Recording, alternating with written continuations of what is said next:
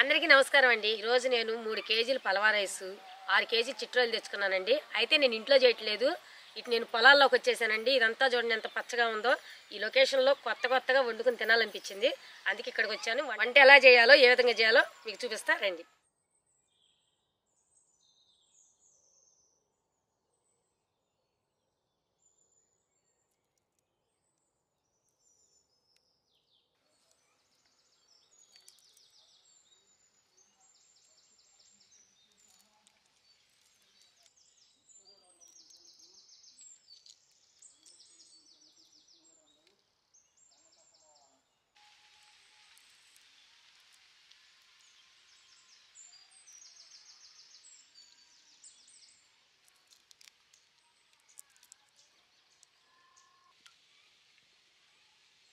ఈ రొయ్యలు తేటానికి పొద్దున్నే 3:30కి లేచి మా అబ్బాయి హార్బర్కి వెళ్ళాడండి. అంటే నిజాంపట్నంలో ఉండిద్ది, మాకు చాలా దూరము. అక్కడికి వెళ్ళి ఈ రొయ్యలు తీసుకొచ్చాడు. ఎందుకంటే పొద్దున్న అయితేనే ఫ్రెష్గా దొరుకుతాయి అంటే ఇవి. మేము నైట్ కనుక్కుంటే అసలు ఉండవండి, ఉదయాన్నే రావాలని చెప్పారు. అందుకని చెప్పి పొద్దున్నే వెళ్ళాడు. ఇవ్వండి చిట్రాయలు అంటే ఇయ్యానండి. ఇవి అసలు ఎక్కడ దొరకవంట, అందుకే నేను అంత దూరం పంపించాను. చాలా అంటే చాలా రుచిగా ఉంటాయి, టేస్ట్గా కూడా ఉంటాయి. మనం చిన్న చేపలు ఎలాగూ సేమ్ అంతే ఇవి కూడా. టైగర్ రొయ్య వేరు, మామూలు రొయ్యలు వేరు, రకరకాలు ఉంటాయి. కానీ ఈ చిట్టి రొయ్యలకు ఉన్న టేస్ట్ వాటికి ఉండవు.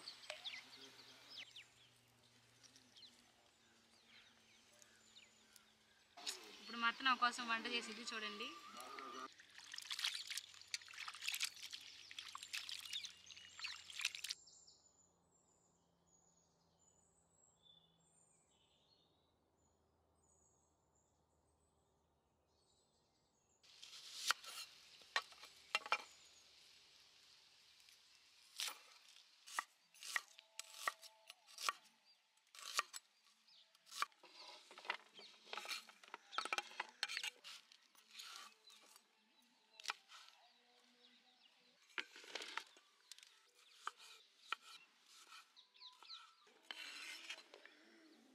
ముందు మనం పలవా రైస్ రెడీ చేసుకుందామండి. ఇది ఉడికే లోపల మనం మ్యాగ్నేట్ చేసుకుందాం రొయ్యలు.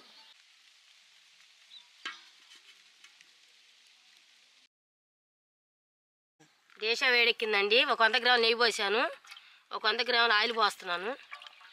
ఇవన్నీ బిర్యానీ దినుసులండి. వీటిని కొంచెం వేగనిద్దాము. 2 పెద్ద ఉల్లిపాయలు చీలికలుగా కోసుకున్నామండి, 2 టమాటాలు, 5 పచ్చిమిరపకాయలు. ఇవన్నీ కూడా మగ్గనిద్దాం.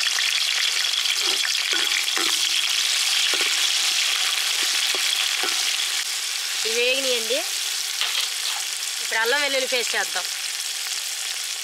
ఒక 5 చెంచాలు వేసానండి.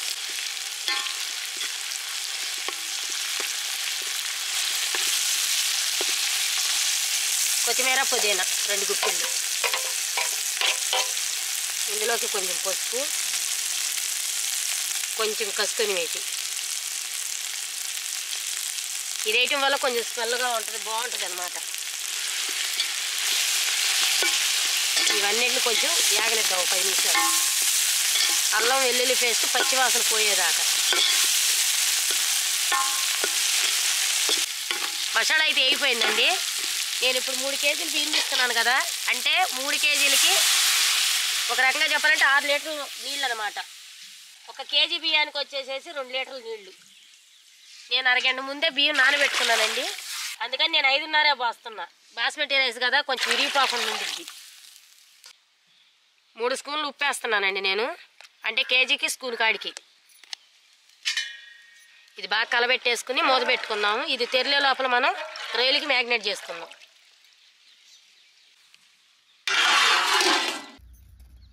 రెండు చెంచాలు పసుపు అండి, 2 చెంచాలు ఉప్పు, 2 నిమ్మకాయలు, వీటిని వేసి బాగా కలుపుకుందాం.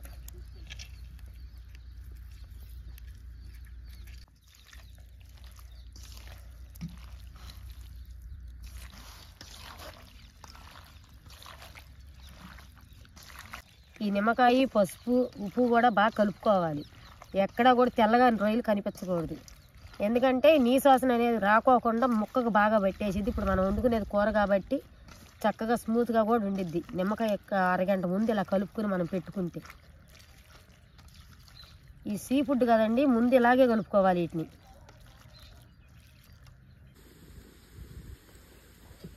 ఎసరు బాగా తెరిలిపోయిందండి, బియ్యం వేసేద్దాం.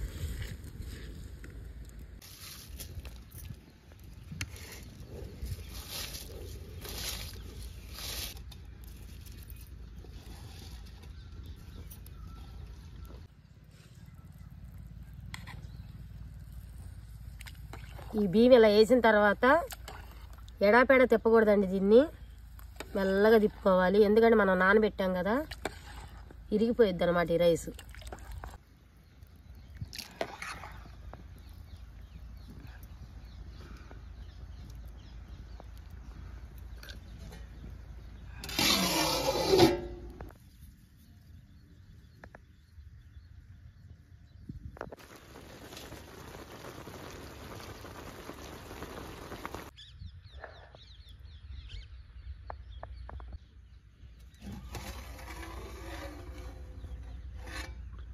ఇప్పుడు మనం చిట్రేలు వండుకోవడానికి పొయ్యి మీద బాండి పెట్టుకుందాం.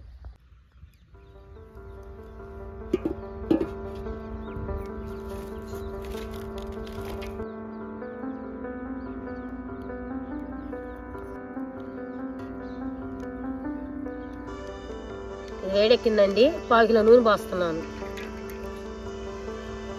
మనం ముందుగా ఈ చిట్రేలు మ్యాగ్నేట్ చేసుకున్నాం కదండి, ఇవన్నీ కూడా ఈ నూనెలో వేసేద్దాం.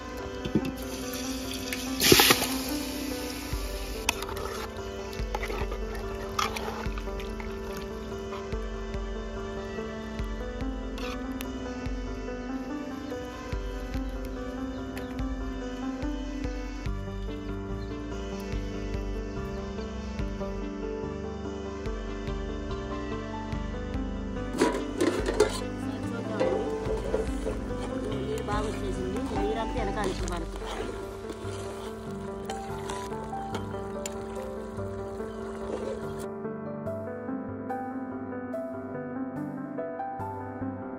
పచ్చిమిరపకాయలు, పుదీనా పేస్ట్ వేసాను. టమాటా పెద్దలపై పేస్ట్ వేసానండి. గసగసాలు, కొబ్బరి పేస్ట్ లాగా చేసి వేసానండి. ఇదంతా ఒక 10 నిమిషాలు ఉడకనిద్దాం. లాస్ట్గా సరిపోయిన కారం వేసుకుని ఇప్పుడు తగినన్ని నీళ్ళు పోసుకున్నాము.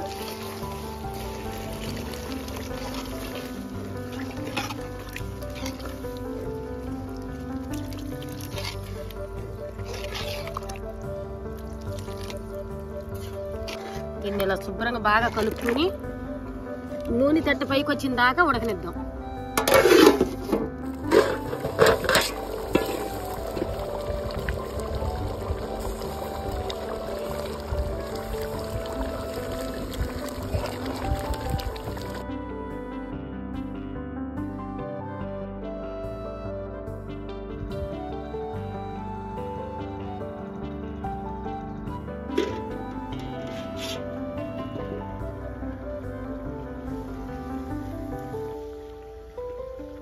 లాస్ట్గా కొత్తిమీర వేసుకుని తిప్పుని ముంచేసుకుందాం.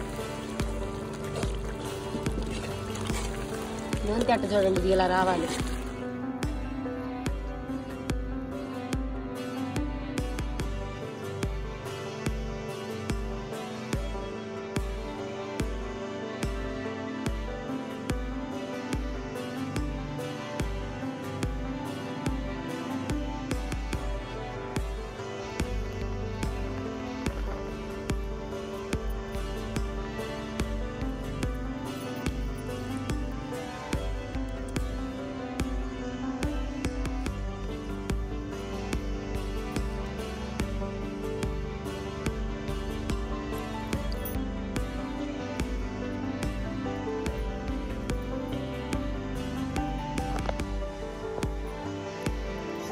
సూపర్ ఉందండి.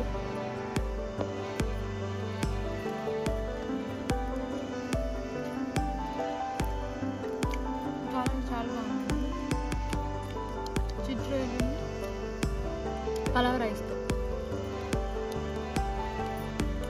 కదండి మా వీడియో కనుక మీకు నచ్చినట్లయితే లైక్ చేయండి, షేర్ చేయండి, కామెంట్ చేయండి. మరిన్ని కొత్త వీడియోస్ కోసం సబ్స్క్రైబ్ చేయండి. అది చూడండి మా అమ్మాయి అయితే తింటానే ఉంది. అంటే మీరే అర్థం చేసుకోండి వంట ఎంత బాగుందో. అంటామండి.